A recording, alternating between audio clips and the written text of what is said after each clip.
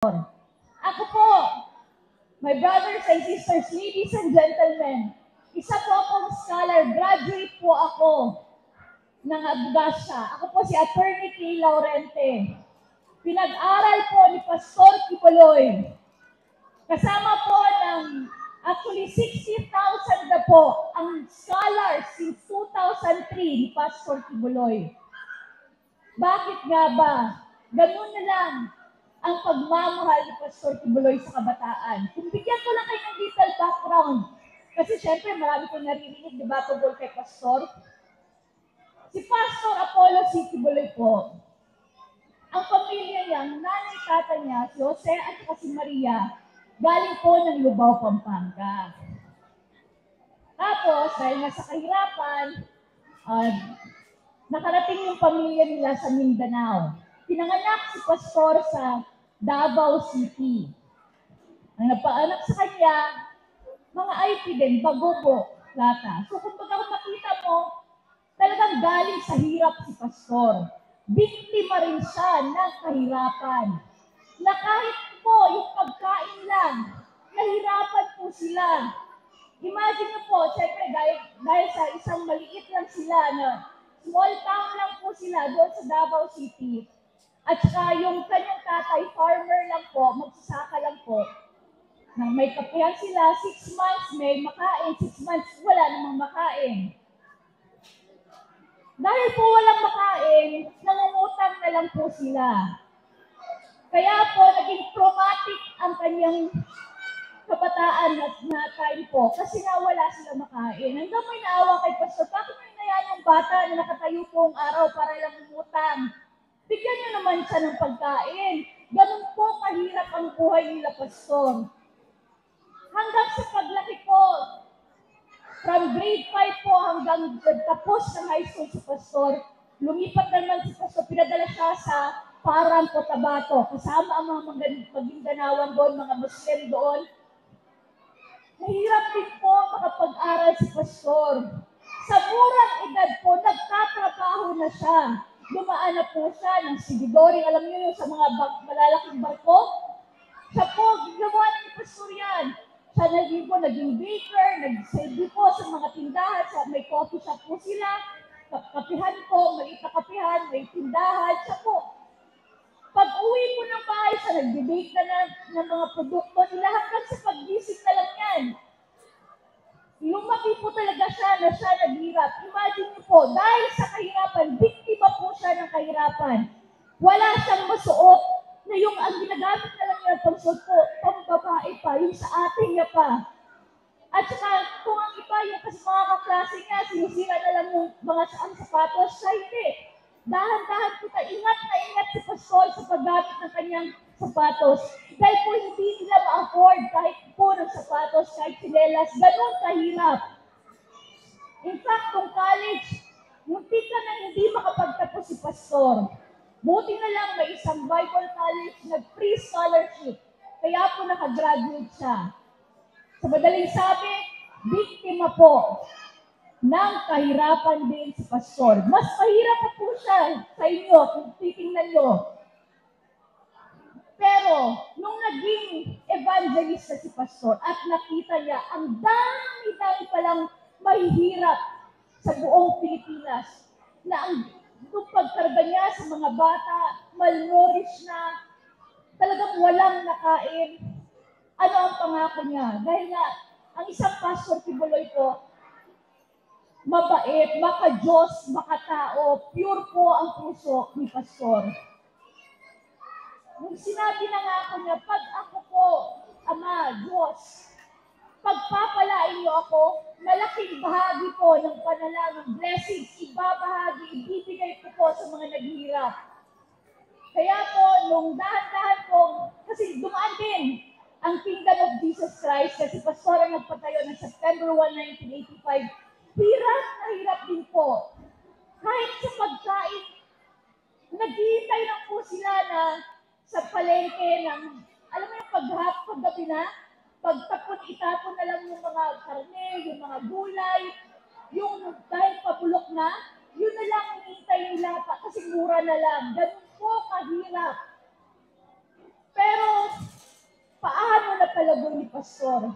Pag ang isang tao, may pure po ang heart, may pure heart, at saka may mabuting intensyon sa buhay, at saka laging nakakonekta sa Diyos, at saka walang ibang gusto kundi ang makatulong lang sa kapwa, talagang pagpapalain siya ng Diyos.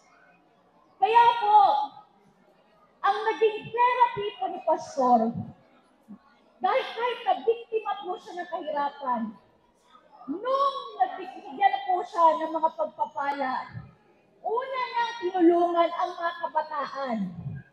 Kaya tinatag ni Pastor Tibuloy ang Children's Joy Foundation.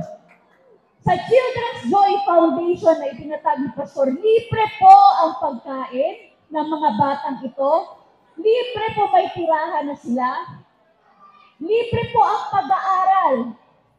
Education, free po. Kaya po nagpatayo ng sariling eskwelahan si Pastor na tinatawag niyang Jose Maria College para maraming mga bata na makapag-aral po at makapagtapos. Dahil siya mismo, biktima po siya ng kahirapan. Naging therapy po ni Pastor na kung ano yung na-experience niya dati nung bata pa siya, pag nakita niya yung mga kabataan ngayon na, uy, hindi na sila nahirapan kumain, uy, hindi na sila mahirapan makapag-aral, doon po nakakuha ng kasiyahan si Pastor at dahan-dahan nawawala na yung trauma na kahirapan na nasa kanya. Si Pastor, ang isang katulad ni Pastor Tibuloy, kahit na naging biktima sila ng kahirapan, hindi nila ginagawang kapital o ginagawang dahilan ang kahirapan para, para give up na lang, sumurrender na lang sa buhay. Hindi. Ang katulad ng isang Pastor Tibuloy, yung mga tinatawag natin, they turn curse into blessings. Ginagawa nilang oportunidad para mas lalo nila mapaganda ang buhay, hindi lang sa kanila, kundi sa mga taong nakapalibot sa kanila. So, naging therapy. So, imagine yung Children's Joy Foundation, 7 po ang shelters, hindi lang yan sa Davao. Meron din dito sa Luzon, sa Visayas, sinulang nakakalat po. Ang dami-dami na pong natulungan ng mga kabataan. At yun po, sa Jose Maria College, sabi ko nga kanina, 60,000 na po ng mga scholar ang napatapos si Pastor. Mula sa kinder hanggang nag-elementary, nag-high school, college, may accountancy, may nursing po si Pastor, may medtech, lahat na po. At saka meron din pong law school na may 112 lawyers na pong napag-graduate ni Pastor. At 26 na doctors po ang napag-graduate ni Pastor. So, tingnan ninyo ang isang katulad na leader ni Pastor Tibuloy. Di ba, nagtataka kayo, bakit ito? Imagine na, si Pastor po, leader ng Kingdom of Jesus Christ.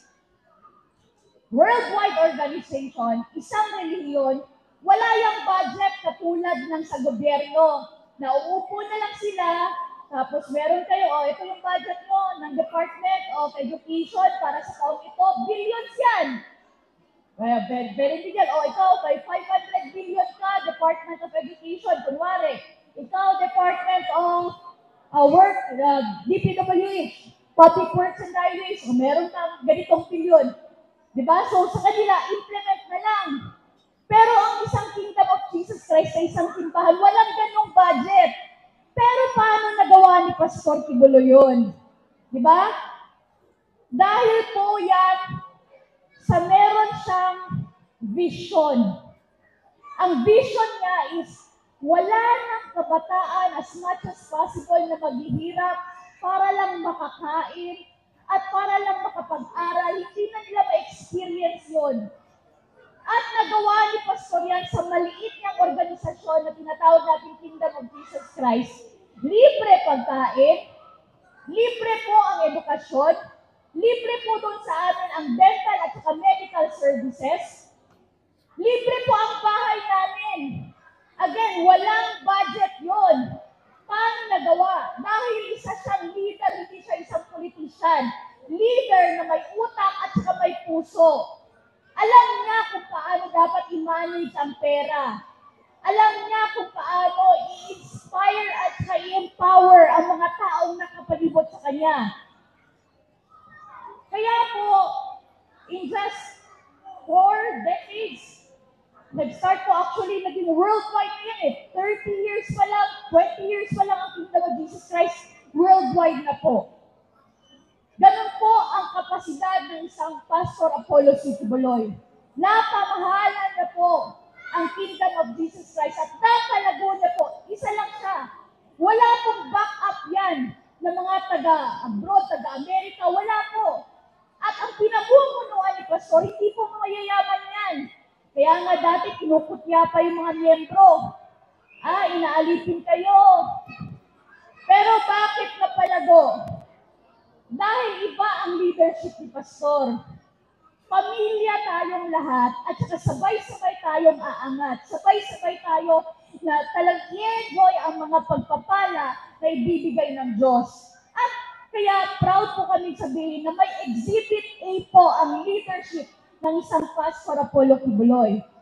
Ngayon ang pangalawang tanong, bakit nga ba tumakbo si Pastor bilang senador?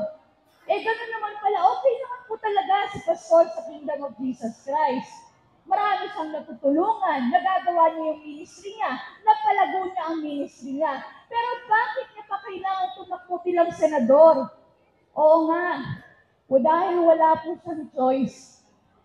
Kung biktima siya dati ng kahirapan at ginawa niyang therapy ang pagtulong, ngayon po, biktima po si Pastor ng injustice. Biktima po si Pastor ng abuse of power ng gobyerno. At katulad po, ibang bumati si Pastor, overcome evil with good. Gagamitin niya po, papasok siya sa political power na ito, sa political arena na ito, para ayusin sila. Ang gulo nyo. Dapat, kumbaga, piniflex mo yung kapangyarihan mo para sa masasama, hindi para sa mga mabubuti katulad sa amin na simbahan, na dapat may separation ng simbahan at saka ng Estado. Nakasaad po yan sa konstitusyon. Kaya po, papasukin ni Pastor ang political arena para ayusin sila. At ang therapy ni Pastor, yung mga na-injustice katulad ni Pastor, bibigyan niya ng katarungan. Babalik niya ang karapatang pagtao. Ang constitutional rights, ibabalik na, isisiguro niya yan. Kung nagawa niya na dahil biktima siya ng kahirapan, pero naging blessing yon sa karamihan. Ngayon po, kung bibigyan natin ng pagkakataon, alam po, marami sa atin dito ang naging biktima rin ng injustice. Kami po, na-experience namin yan. Si Pastor po, yung mga kaso, maraming tatanong, narinig niya, yung mga kaso laban kay Pastor, fabricated po yan lahat. Mga kasinungalingan. Katulad ng sinabi ko kanina, kung may nakakilala man kay Pastor, kami po yun. Dahil kasama namin si Pastor